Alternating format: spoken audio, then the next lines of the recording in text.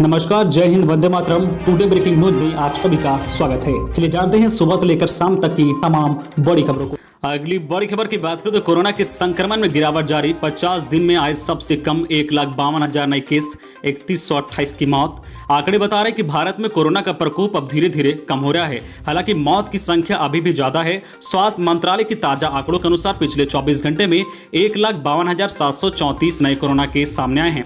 वहीं 3128 संक्रमितों की जान चली गई है। वहीं 2,38,000 लोग कोरोना से ठीक हुए हैं। यानी बीते दिन 88,416 एक्टिव केस कम हो गए हैं। इससे पहले दिन 1,65,553 नए केस सामने आए थे। आज देश में लगातार 18वें दिन कोरोना वायरस के नए मामलों से ज्यादा रिकवरी हुई है और 30 मई तक देश भर में 21,31,54,129 कोरोना वैक्सीन की डोज दी जा चुकी है। वहीं अब कुल कोरोना संक्रमितों की संख्या बढ़कर 2,80,47,534 पर पहुंच गई है। वहीं डिस्चार्ज हुए लोगों की संख्या 2,56,92,342 पर पहुंच गई है। वहीं एक्टिव केस की संख्या की बात करें तो अब एक्टिव केस संख्या घटकर 20,26,000 पर रह गई है। वहीं मौत के आंकड़े की बात करें तो अब मौत का आंकड़ा बढ़कर 3,29,100 पर पहुंच गया है। अगली बड़ी खबर की बात करें तो सीबीएसई 12वीं बोर्ड परीक्षा पर आज हो सकता है बड़ा ऐलान।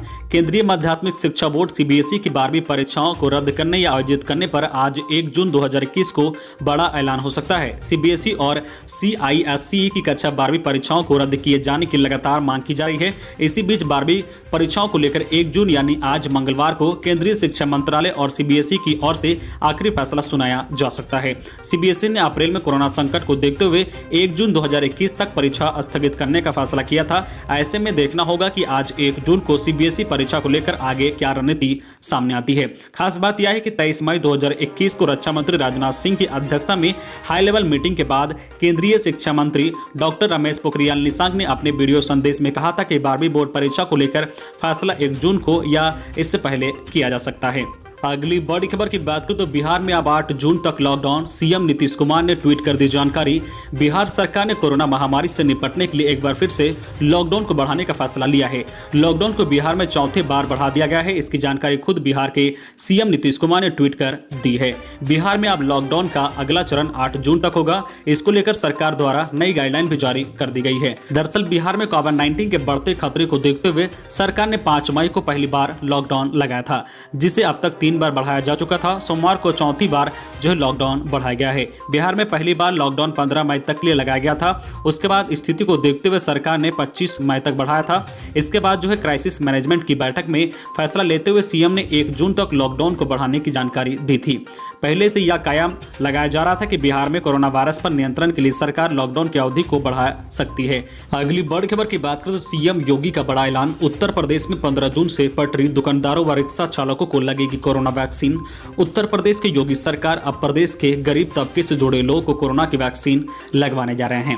इसके तहत प्रदेश भर में 15 जून से अधिनियम शुरू होगा। इस अभियान में सब्जी विक्रेता, दूध विक्रेता, ऑटो, टेम्पो व ई रिक्शा चालक, ठेला, खोमचा, रेमडी, पटरी व्यवसायी शामिल होगी। सीएम योगी आदित्यनाथ ने टीम 9 के अधिकारियों की बैठक में गरीब तबके के लोगों को वैक्सीन लगाने का निर्णय लिया है। सीएम योगी ने इसके लिए अधिकारियों को कार्य योजना बनाने को कहा है। उन्होंने नागरिकीय निकाय अथवा परिवहन विभाग से समन्वय स्थापित कर इन सभी को टीका कवर से आच्छादित करने की कार्रवाई करने के निर्देश दिए हैं। मुख्यमंत्री ने कहा है कि सभी 75 जिलों में 18 से 44 आयु वर्ग के लोगों के टीकाकरण की प्रक्रिया 1 जून से प्रारंभ हो रही है और इसके साथ ही 12 वर्ष से कम आयु के बच्चों के अभिभावकों का टीकाकरण प्राथमिकता के साथ किया जाएगा। सभी जिलों में इसके लिए अभिभावकों स्पेशल बूथ भी बनाए जाएंगे। अगली बड़ी खबर की बात करें तो 3 जून तक केरल पहुंचेगा मानसून। लगातार आए 2 तूफान की वजह से देश में कहीं हीट वेव नहीं। अरुणाचल में बारिश से हाईवे का हिस्सा ढहा। साउथ वेस्ट मानसून 3 जून तक केरल पहुंचेगा। 2 से 3 जून तक यहां भारी बारिश की संभावना है। दिल्ली में रविवार को मौसम बदल गया और हल्की बारिश हुई। इससे अगले 2 से 3 दिन ऐसा ही मौसम रहने की अनुमान है। मौसम विभाग के सीनियर साइंटिस्ट आर.के. जिनामनी के मुताबिक एक के बाद एक 2 चक्रवाती तूफान के कारण इस साल कहीं हीट वेव नहीं चलेगी। उधर अरुणाचल प्रदेश में भी इस समय भारी बारिश हो रही है। राजधानी ईटानगर में सोमवार को इंदिरा गांधी पार्क के पास बारिश की वजह से NH 415 का एक हिस्सा ढह गया है।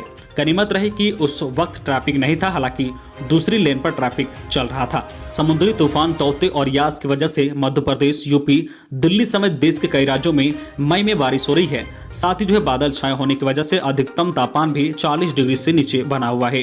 हिमाचल प्रदेश के शिमला में सोमवार को आंधी चलने के साथ तेज बारिश हुई।